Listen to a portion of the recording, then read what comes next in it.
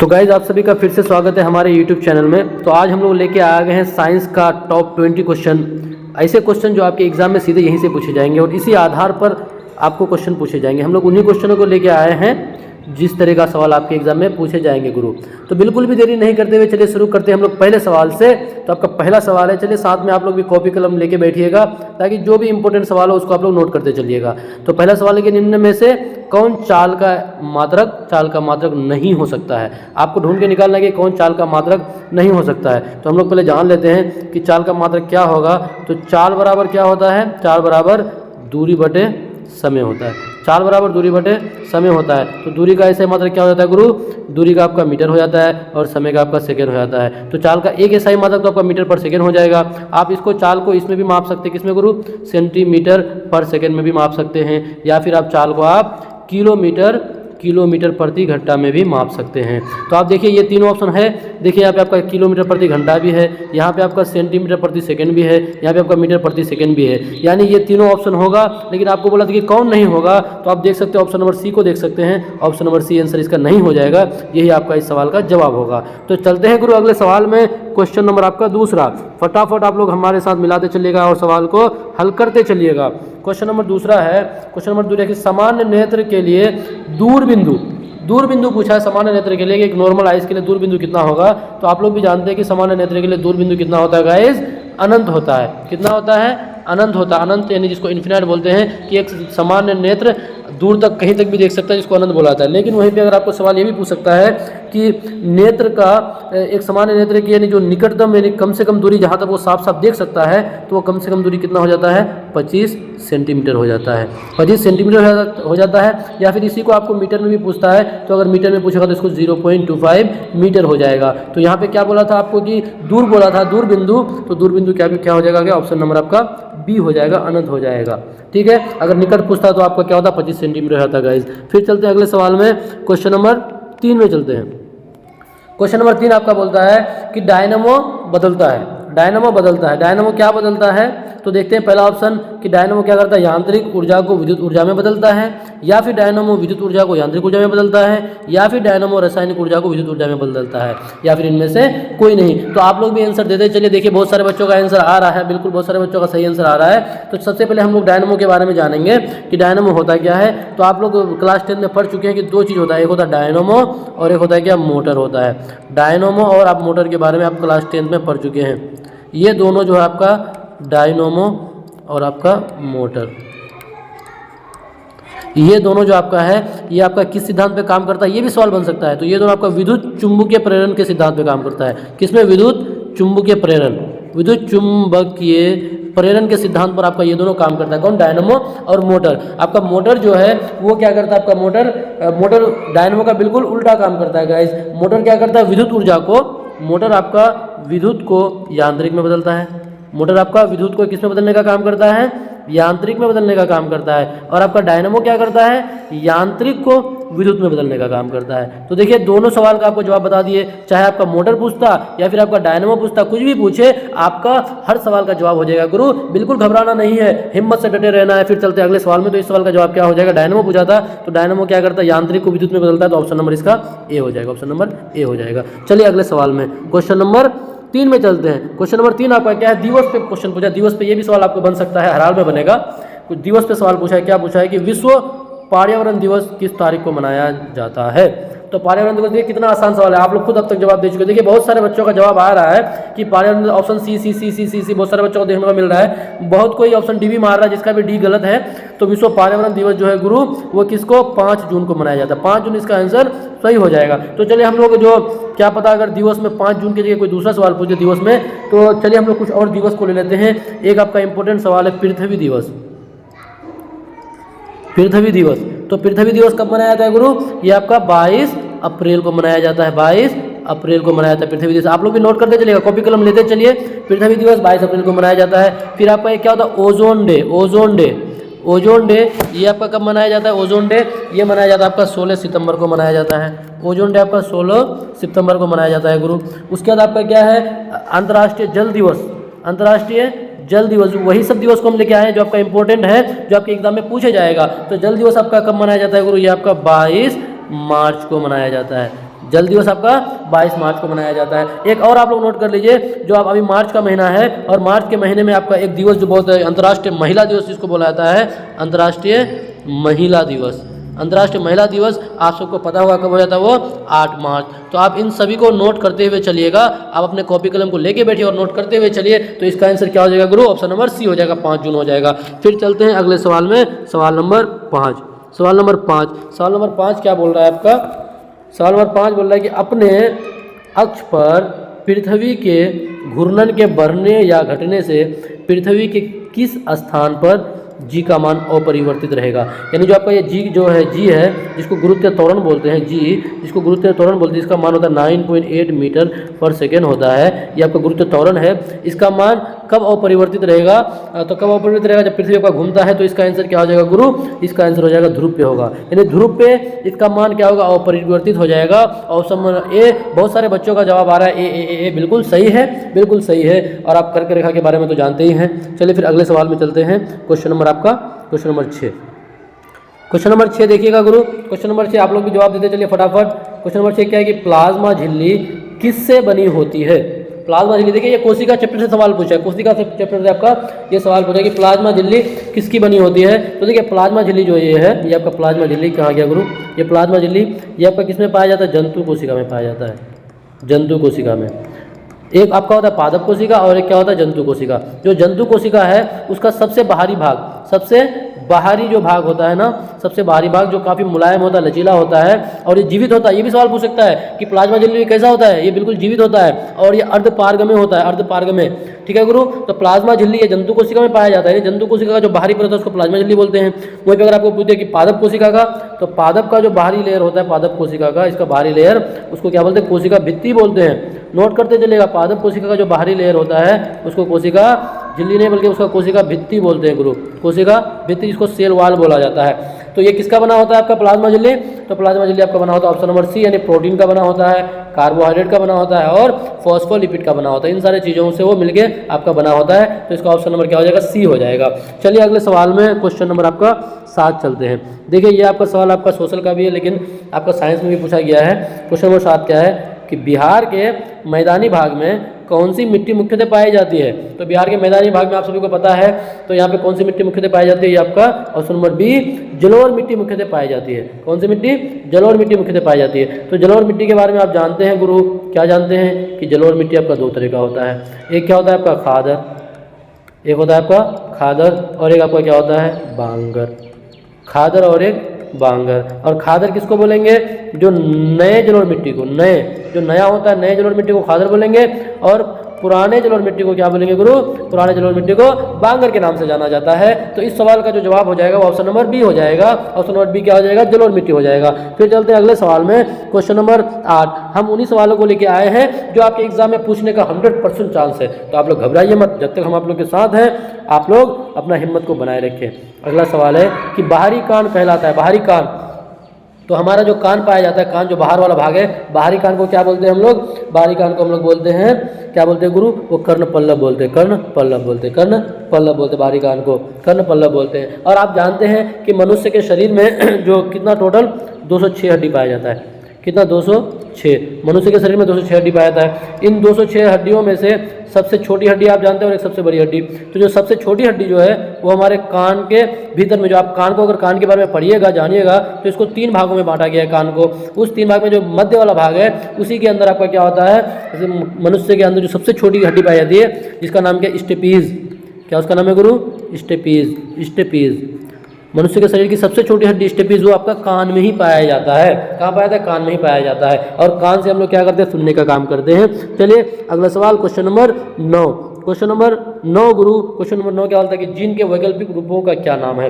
तो जीन, ये आपका ये सवाल आपका बन गया कहाँ से? आपका ये अनुवांशिकी चैप्टर से आपका ये सवाल पूछा गया है कि जीन के वैकल्पिक रूपों का क्या नाम है। तो जीन देख करके डरना नहीं है, ये वाला जीन नहीं है। ये आपका कौन सा जीन है? ये आपका इस जीन को क्या बोलेंगे? जो आपका डीएनए नाम सुने आप लोग, डीएनए, जिसको डीऑक्सी राइबो एसिड, ये आपका फुल फॉर्म भी पूछ सकता है। तो इसका क्या हो जाएगा? Deoxy ribo acid. इस डीएनए का ये छोटा रूप है, डीएनए का छोटा रूप होता है। कौन? आपका आपका जो जीन है वो डीएनए का छोटा रूप होता है। और ये डीएनए क्या करता है, ये आपका जो माता पिता का गुण है, माता पिता का गुण बच्चों तक लाने का काम करता है। माता पिता के गुणों को बच्चों तक लाने का काम करता है कौन, डीएनए और जीन। तो यहाँ पे इस सवाल का जवाब क्या हो जाएगा गुरु, जीन के वैकल्पिक रूप का क्या नाम हो जाएगा, तो ऑप्शन नंबर ए हो जाएगा, एलील हो जाएगा, एलील हो जाएगा। चलिए बहुत सारे बच्चों का सही आंसर आ रहा था, ऑप्शन ए आ रहा था, तो बहुत अच्छा आप लोगों का मेहनत चल रहा है। चलिए इसी तरह आप लोग मेहनत को अपना बरकरार कंटिन्यू बनाए रखिए। फिर चलते हैं अगले सवाल में, क्वेश्चन नंबर 10। क्वेश्चन नंबर 10 सवाल क्या है कि श्वसन है, श्वसन क्या है, तो ऑप्शन नंबर ए क्या है, एनाबॉलिक प्रक्रिया प्रोसेस, या फिर शारीरिक प्रक्रिया, या फिर कैटाबॉलिक प्रक्रिया, या फिर बायोफिजिकल प्रक्रिया। तो चलिए हम थोड़ा सा 1-2 सेकंड रुक रहे हैं, आप लोग फटाफट अपना जवाब दीजिए।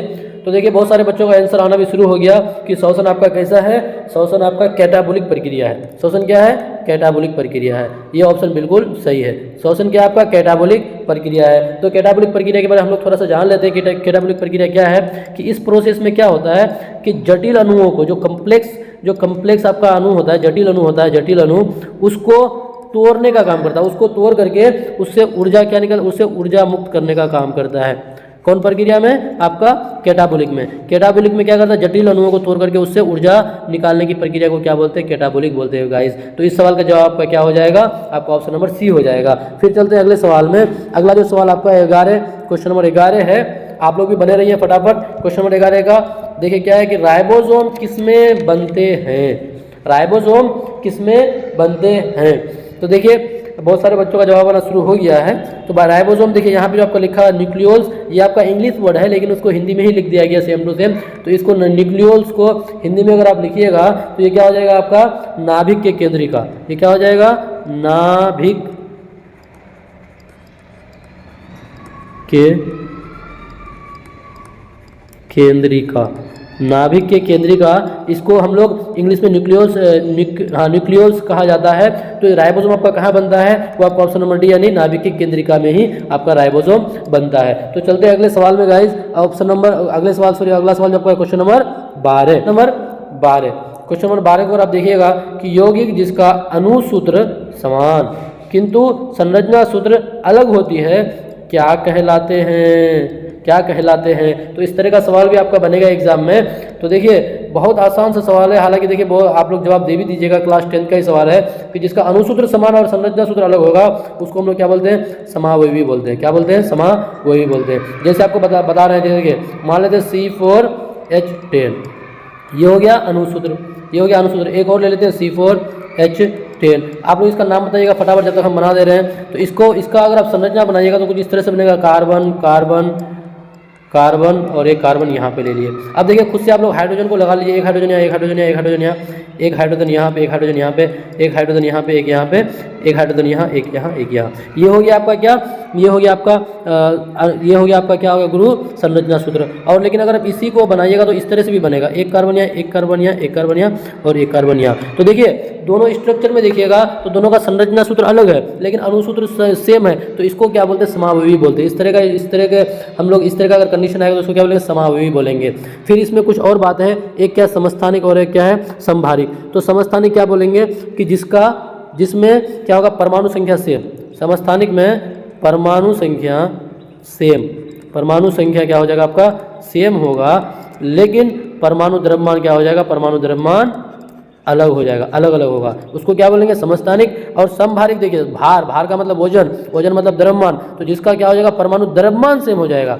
जिसका परमाणु द्रव्यमान अगर सेम हो जाएगा और परमाणु संख्या अलग हो जाएगा, ये अगर अलग हो जाएगा तो उसको क्या बोलते हैं, समभारिक बोलते हैं। चलिए गाइस अगले सवाल में चलते हैं, क्वेश्चन नंबर 13 में चलते हैं। क्वेश्चन नंबर 13 क्या है, देखिए आप लोग, क्वेश्चन नंबर 13 है कि फ्लेमिंग के वाम हस्त नियम में बाएं हाथ की तर्जनी संकेत करती है। तो फ्लेमिंग नाम का एक साइंटिस्ट था, उन्होंने अपना एक नियम दिया जिसको क्या नाम, वाम हस्त नियम। आप अपना बाएं हाथ को निकालिए और इस तरह से रखिए, जिसको आप लोग क्लास 10 में पढ़े हैं कि फ्लेमिंग का वाम हस्त नियम। सवाल क्या पूछा है कि बाएं हाथ की तर्जनी संकेत करती है। तो बाएं हाथ की तर्जनी क्या संकेत करता है गाइज, तर्जनी जो है, पहले हम लोग तर्जनी के बारे में बता दे रहे हैं। तर्जनी क्या संकेत करता है, चुंबकीय क्षेत्र को। तर्जनी क्या संकेत करता है, चुंबकीय क्षेत्र को। ये आपका चुंबकीय क्षेत्र। तो चुंबकीय क्षेत्र कहाँ है, चुंबकीय क्षेत्र की दिशा है ऑप्शन नंबर सी में है, ऑप्शन नंबर सी में है। लेकिन अगर यहीं पे आपका इस तरह भी सवाल बन सकता है कि फ्लेमिंग के वाम हस्त नियम में अंगूठा जो है, अंगूठा किसको प्रदर्शित करता है?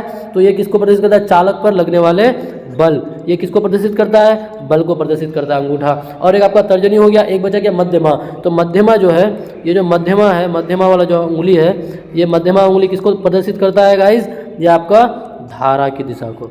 किसकी दिशा को? धारा की दिशा को। तो बताइए, तर्जनी हो गया आपका चुंबकीय क्षेत्र की दिशा को, अंगूठा बल हो गया, और मध्यमा आपका धारा की दिशा को प्रदर्शित करता है। तो इस सवाल का जवाब क्या हो जाएगा? ऑप्शन नंबर सी हो जाएगा। फिर चलते हैं अगले सवाल में, जो आपका अगला सवाल है क्वेश्चन नंबर 14। क्वेश्चन नंबर 14 देखिए, बहुत आसान सा सवाल है, बहुत आसान सा सवाल है कि निम्न में से कौन सी वस्तु ऊष्मा का अच्छा चालक है? तो अच्छा चालक होने का मतलब, चालक किसको बोलेंगे? एक होता है गुड कंडक्टर, एक होता है बैड कंडक्टर, एक सुचालक एक कुचालक। तो चालक बोलेंगे जिसमें हीट और उष्मा जिसमें आर पार हो जाए उसको चालक बोलेंगे, और जिसमें हीट और करंट आर पार ना हो उसको क्या बोलेंगे? कुचालक बोलेंगे। तो यहाँ पे ऑप्शन देखिए, पहला ऑप्शन क्या है? थर्माकोल है, दूसरा शीशा है, तीसरा लकड़ी का बुरादा है, चौथा प्लास्टिक है। तो आप अगर देखिएगा कौन अच्छा चालक है, तो इन ऑप्शनों के हिसाब से यहाँ पे आंसर क्या हो जाएगा? यहाँ पे आंसर आपका शीशा हो जाएगा। उष्मा का अच्छा चालक यहाँ के हिसाब से क्या हो जाएगा? शीशा हो जाएगा, क्योंकि थर्माकोल, लकड़ी का बुरादा और प्लास्टिक वो क्या होता है? कुचालक होता है गाइस। फिर चलते हैं अगले सवाल में, क्वेश्चन नंबर 15 में। क्वेश्चन नंबर 15 में, क्वेश्चन नंबर 15। तो गाइस देखिए, सवाल क्या है कि खाद्यान्न या फिर इसको भोजन बोलते हैं, जैसे गेहूँ, चावल, मक्का, बाजार मिसप्रिंट हो गया, बाजार नहीं होगा गाइस, क्या होगा? बाजरा और ज्वार से हमें मुख्य रूप से क्या प्राप्त होता है? मुख्य रूप से क्या प्राप्त होता है? तो देखिए ऑप्शन में आते हैं ना, ऑप्शन में क्या है? पहला प्रोटीन है, कार्बोहाइड्रेट है, वसा है, और विटामिन वो खनिज लवण है। तो देखिए चावल हो गया, मक्का हो गया, तो इन सभी चीज़ों से आप लोग भी जानते होंगे कि घर में अगर कोई शुगर का पेशेंट होता है उसको चावल खाने मना करता है। क्यों? क्योंकि आदमी सब आम बोलचाल की भाषा में क्या बोलता है कि चावल में क्या पाया जाता है? शुगर यानी कार्बोहाइड्रेट पाया जाता है। तो यहाँ पे आंसर इसका क्या हो जाएगा? ऑप्शन नंबर बी हो जाएगा, ऑप्शन नंबर बी हो जाएगा। लेकिन कुछ बात और हम लोग जानते हैं, कुछ बात जानते हैं कि जैसे प्रोटीन किस किस चीज़ में पाया जाता है? प्रोटीन किस किस में पाया जाता है? तो प्रोटीन आपका दूध में पाया जाता है गुरु। किस में गुरु? दूध में प्रोटीन पाया जाता है, अंडा में प्रोटीन पाया जाता है, आपका सबसे ज़्यादा प्रोटीन किस में पाया जाता है? सोयाबीन। किस में? सोयाबीन में प्रोटीन पाया जाता है। ये सब चीज़ में आपका प्रोटीन पाया जाता है। उसके अलावा आपका वसा जो है, वसा फैट जिसको बोलते हैं, ये आपका तेल में पाया जाता है। और चर्बी वाले सामानों में, जो चर्बी वाले सामान है उसमें आपका वसा पाया जाता है। विटामिन जो है, विटामिन व खनिज, ये आपका विटामिन, आपके विटामिन के बारे में आप जानते हैं कि विटामिन आपका दो तरह का होता है, एक होता है आपका जल में घुलनशील और एक आपका किसमें होता है? वसा में घुलनशील। आपको अगर याद नहीं है तो हम लोग का शॉर्ट वीडियो जाके देख लीजिए, बहुत आसान ट्रिक है कि वसा में घुलनशील को क्या बोलते हैं? कीड़ा, और जल में घुलनशील को क्या बोलते हैं? बीसी। यानी कीड़ा का मतलब विटामिन के, vitamin E, vitamin D, vitamin A, और यहाँ पे विटामिन बी, विटामिन सी। तो चलिए गाइज, इस सवाल का जवाब क्या हो जाएगा? ऑप्शन नंबर बी हो जाएगा। फिर चलते हैं अगले सवाल में, जो अगला सवाल आपका कितना है? 16वां सवाल। 16वां सवाल देखिए, 16वां सवाल क्या बोलता है कि कालाजार, जिसको ब्लैक फीवर बोलते हैं, रोग का उष्मायन अवधि क्या है? मतलब जो कालाजार जो बीमारी होता है, उष्मायन का मतलब उसका, उसमें जिस आदमी को अगर कालाजार हो गया तो उसका शरीर कब तक हीट रहता है, कितने दिनों तक गर्म रहता है? तो देखिए हम लोग पहले जानते हैं ना कि कालाजार किसके कारण होता है। तो कालाजार ये जो बीमारी आपका है, इसका होने का कारण क्या है? Leishmania donovani. किसके कारण होता है? हालांकि नाम थोड़ा हार्ड लग रहा है गाइज, घबराना नहीं है। जब तक हम आप लोग के साथ हैं, हमारी टीम जब आप लोग के साथ है, तो बिल्कुल भी घबराना नहीं है, बस हिम्मत बनाए रखिए। क्या है? Leishmania donovani. लिशमैनिया डोनोवानी, इसके कारण आपका क्या होता है? आपका कालाजार होता है। उसके बाद जो अगर परजीवी पूछ दे, कालाजार किस परजीवी के कारण होता है? किस परजीवी के कारण होता है गाइस? तो वो आप जानते हैं किस परजीवी के कारण होता है कालाजार? आपका सैंड फ्लाई। किसके कारण? सैंड फ्लाई किसके कारण होता है? सैंड फ्लाई के कारण होता है, बालू मधुमक्खी के कारण होता है। तो इससे एक और भी सवाल बन सकता है कि कालाजार अगर किसी को होता है तो कौन सा अंग प्रभावित होता है? शरीर का कौन सा अंग कालाजार से प्रभावित होता है? तो ये किससे कौन प्रभावित होता है? आंत। जो हमारा शरीर में जो आंत है, ये क्या होता है? कालाजार से प्रभावित होता है। तो अब इस सवाल का चलिए जवाब देखिए। हालांकि इस बीच में बहुत सारे बच्चों का सही जवाब आ गया कि उष्मायन अवधि क्या होता है? 2 से 4 महीने का होता है। कितने का होता है? 2 से 4 महीने का होता है। चलिए गाइस, आप लोग भी नोट करते हुए चलिएगा, कॉपी कलम लेके बैठिए। चलिए अगले सवाल में, सवाल नंबर 17। सवाल नंबर 17 देखिए, बहुत आसान सा सवाल है कि इनमें से कौन वायु प्रदूषक संकेतक पौधे हैं, यानी कौन सा पौधा आपको संकेत करता है कि वायु क्या है, प्रदूषित है। तो बिल्कुल देखिए इसका सटीक आपको जवाब बता दे रहे हैं, फैक्चुअल सवाल है, तो क्या हो जाएगा, लाइकेन हो जाएगा, lichen. Option number B, option number B हो जाएगा इसका आंसर। चलिए 17 के बाद 18वां सवाल। 18वां सवाल देखिए, 18वां सवाल क्या है कि परमाणु के नाभिक में उपस्थित होते हैं, परमाणु के नाभिक में उपस्थित होते हैं तो केवल प्रोटॉन, केवल इलेक्ट्रॉन, प्रोटॉन तथा न्यूट्रॉन दोनों, केवल न्यूट्रॉन और केवल प्रोटॉन। तो पहले हम लोग ने एक परमाणु बना के देखते हैं, ये हो गया नाभिक हो गया, ये हम लोग परमाणु का स्ट्रक्चर पहले एक बना के देखते हैं। ये परमाणु का क्या है गाइस, स्ट्रक्चर बना लिया हम लोग। और आप लोग को पता है कि परमाणु के स्ट्रक्चर में, रुकिए गाइस थोड़ा बड़ा करके बनाते हैं, रुकिए थोड़ा सा आप लोग, ये हम लोग परमाणु का स्ट्रक्चर बना लेते हैं, ये परमाणु का स्ट्रक्चर है गाइस, ठीक है। उसके बाद देखिए क्या स्ट्रक्चर में होता है, परमाणु के जो नाभिक जो है, परमाणु का जो नाभिक है, नाभिक में आपका यहाँ पे आपका P+N प्रोटॉन और न्यूट्रॉन रहता है। बाकी जो वो जो आपका जो कक्ष सब जो है, जो शेल जो है, इसमें आपका इलेक्ट्रॉन, इसमें क्या होता है, परमाणु के कक्ष में इलेक्ट्रॉन गाइस, क्या गाइस, इलेक्ट्रॉन घूमते रहता है। तो देखिए सवाल क्या था कि परमाणु के नाभिक में उपस्थित होते हैं, तो परमाणु के नाभिक में कौन कौन उपस्थित होता है, तो केवल इलेक्ट्रॉन तो होगा नहीं, क्योंकि इलेक्ट्रॉन कहाँ पे रहता है, ये कक्षों में रहता है। प्रोटॉन तथा न्यूट्रॉन ये दोनों, हाँ बिल्कुल यही दोनों होता है। और केवल न्यूट्रॉन बिल्कुल ये भी गलत, केवल प्रोटॉन ये भी गलत। एक बात और आप लोग जान लीजिए, यहाँ पे क्या जान लीजिए आप लोग, कुछ बातें और जान लीजिए कि जो इलेक्ट्रॉन जो है इस पर कैसा चार्ज होता है, ये आपका इसमें नेगेटिव चार्ज होता है। कितना होता है इसमें चार्ज, कितना था, 1.6 × 10⁻⁻19 कूलम चार्ज होता है, किस पे, इलेक्ट्रॉन पे। और सेम टू सेम चार्ज आपका प्रोटॉन पे भी होता है, प्रोटॉन पे, लेकिन ये आपका जो है ये आपका माइनस में हो जाएगा। और प्रोटॉन में भी सेम चार्ज होता है, बस फर्क क्या होता है, ये प्लस में होता है। 1.6 × 10⁻⁻19 कूलम चार्ज प्रोटॉन में भी सेम होता है गाइस। और आपका जो न्यूट्रॉन है, न्यूट्रॉन जो है आपका N जो है न्यूट्रॉन, इस पर कोई भी चार्ज नहीं होता है, ये आपका उदासीन होता है, ठीक है गाइस। तो इसका आंसर क्या हो जाएगा, ऑप्शन नंबर बी हो जाएगा, इसका आंसर क्या हो जाएगा, ऑप्शन नंबर बी हो जाएगा। चलिए अगले सवाल में, सवाल नंबर 19, सवाल नंबर 19 गाइस, सवाल नंबर 19 में देखते हैं क्या है। सवाल नंबर 19 कि पीएच स्केल की खोज किसने की, पीएच स्केल की खोज किसने की। तो पीएच स्केल, चलिए ये आपका ये अम्ल, क्षार और लवण से ये सवाल है आपका, पीएच स्केल। हम लोग पहले क्या करते हैं, एक पीएच स्केल बना लेते हैं, एक स्केल बना लेते हैं। देखिए एक आदमी था, एक वैज्ञानिक था, क्या नाम था उसका, सोरेनसन। क्या नाम था, सोरेनसन। उन्होंने क्या किया, एक स्केल बनाया, क्या बनाया गाइस, एक स्केल बनाया, जिसका नाम क्या रखा गया, पीएच स्केल। और उस स्केल में रेंज कहाँ से कहाँ तक था, 0 से लेकर के कहाँ तक, 14 तक रेंज रखा गया, ठीक है।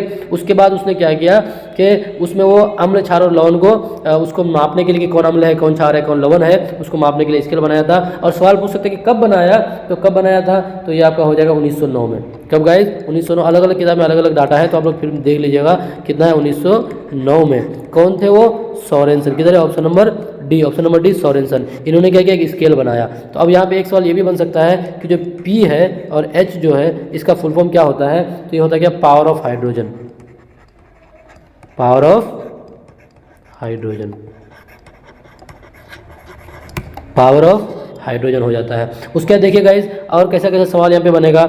यहाँ पे आपका सवाल बनेगा कैसा, रुकिए थोड़ा सा, यहाँ पे आपका सवाल बनेगा कि जैसे अगर आपका कोई भी चीज़ कहाँ है, 0 से 7 के बीच में है, या फिर 7 से कम है, अगर 7 से कम होगा तो उसका नेचर कैसा हो जाएगा, वो अम्लीय नेचर का हो जाएगा। अगर 7 से कम है, पीएच मान अगर 7 से कम है तो वो अम्लीय नेचर का हो जाएगा। अगर पीएच मान 7 के बराबर है तो आप जानते हैं उसको क्या बोलते हैं, उसको लवण, यानी उसको न्यूट्रल यानी उसको लवण बोलते हैं, जिसका उदासीन बोलते हैं। जिसका पीएच मान 7 के बराबर है उसको लवण या फिर उदासीन बोलेंगे। और जिसका पीएच मान 7 से अधिक होगा, 7 से अधिक होगा अगर पीएच मान, तो वो किस नेचर का हो जाएगा गाइस, वो हो जाएगा आपका क्षारीय नेचर का हो जाएगा। अब बताइए इस तरह यहाँ से कोई भी अगर सवाल पूछे तो क्या आपका छूटेगा गाइस। देखिए सारी चीज़ों को बता दिए कि पीएच स्केल कब बनाया, 1909 में हो गया। किसने बनाया, तो सोरेनसन ने बनाया। उसके बाद कहाँ से कहाँ तक था, तो 0 से लेकर के 14 तक था। अगर 7 में रहेगा तो लवण हो जाएगा, 7 से अधिक होगा तो क्षारीय हो जाएगा, 7 से कम होगा तो वो अम्लीय हो जाएगा। और पीएच जो होता है वो क्या होता है, पावर ऑफ हाइड्रोजन होता है। चलिए लास्ट सवाल की ओर बढ़ते हैं हम लोग, सवाल नंबर 20, सवाल नंबर 20। तो गाइस लास्ट सवाल आपका क्या है कि आधुनिक आवर्त सारणी किसने बनाया। तो आधुनिक आवर्त सारणी, पहला ऑप्शन देखिए बोर, दूसरा न्यूलैंड, तीसरा मैनलिफ और चौथा डॉबरेनर। तो आप लोग आंसर देते चलिए, लेकिन इस बीच में हम क्या करते हैं, आप लोग को कुछ बारे बता रहे हैं कि जो आधुनिक आवर्त सारणी है उसमें आवर्त की संख्या और आपका क्या पूछता है, और वर्ग की संख्या। आवर्त और वर्ग, ये सवाल आपका पूछता है कि आधुनिक आवर्त सारणी में वर्ग कितना है, तो वर्ग 18 है, और आवर्त पूछे तो आवर्त कितना है, 7 है। लेकिन अगर यहाँ पे ऑप्शन के हिसाब से देखिएगा कि आवर्त आधुनिक आवर्त सारणी किसने दिया, तो ये आपका चारों ऑप्शन नहीं होगा गाइस, ये चारों ऑप्शन नहीं होगा। आधुनिक आवर्त सारणी किसने दिया, आधुनिक आवर्त सारणी आपका मोस्ले चाचा ने दिया था। किसने, मोस्ले चाचा ने दिया था आधुनिक आवर्त सारणी को। तो ये क्या हो जाएगा, ऑप्शन नंबर ई हो जाएगा, ऑप्शन नंबर ई हो जाएगा। तो गाइज यहाँ तक हम लोगों ने आज 20 सवाल को अटेम्प्ट किया, और 20 सवाल में हम लोगों ने उन्हीं सवालों को लेके आया जो भी बहुत इंपॉर्टेंट सवाल था। आप लोग इस तरह हमारे साथ जुड़े रहे और मेहनत करते रहे, और एक ना एक दिन हम लोगों को शिक्षक बन के छोड़ना है गाइज। जब तक के लिए बाय बाय, टेक केयर, अपना ख्याल रखिए, और साथ में हर वक्त पढ़ते रहिए, पढ़ते रहिए, पढ़ते रहिए, पढ़ते रहिए, पढ़ते रहिए, बस पढ़ते रहिए।